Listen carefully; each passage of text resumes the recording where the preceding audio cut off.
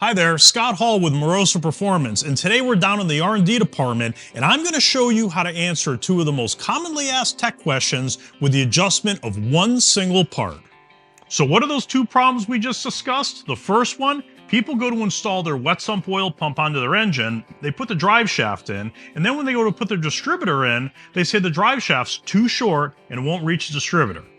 The other problem is you built the motor, you start the thing up and run it, and why is it making 10-15 pounds of oil pressure? Hey, what's wrong with the oil pump in this thing? Well, both of those issues can be attributed back to how you installed an adjustable collar distributor into the engine. And today we're going to show you in person with video exactly what's causing the problem and why in both cases it's how you're installing and adjusting the distributor, not the oil pump and not the oil pump drive shaft. The first component we're going to discuss is the oil pump drive shaft. Now I got a cast big block Chevy oil pump and a stock height drive shaft. The drive shaft length is dictated simply by the installation height of where the camshaft is in relationship to the main cap. So a standard cam location takes a standard length shaft. A raised cam will take a raised cam shaft. There's no in between, there's no adjustments to be made. These parts are correct and stand as they have been for decades. For this video, we've marked the critical part of this distributor in red. This is what we're going to call the groove.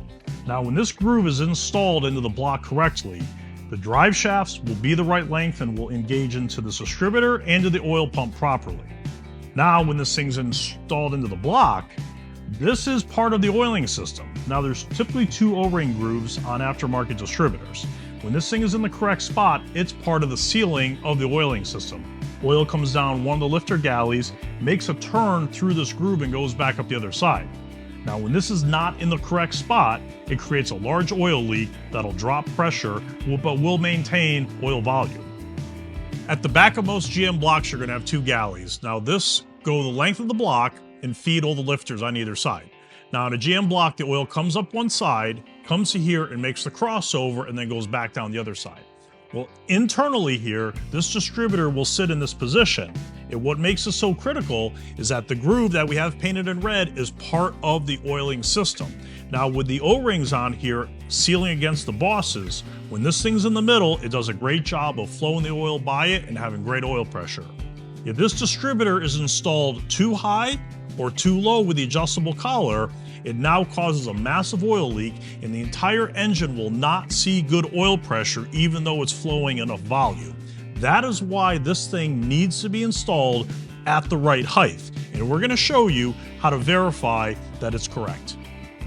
Without the cam inside the engine, as we drop this distributor in and we line up the red groove with the center line of this galley, you're also going to see that the distributor gear is in line with the center line of the camshaft.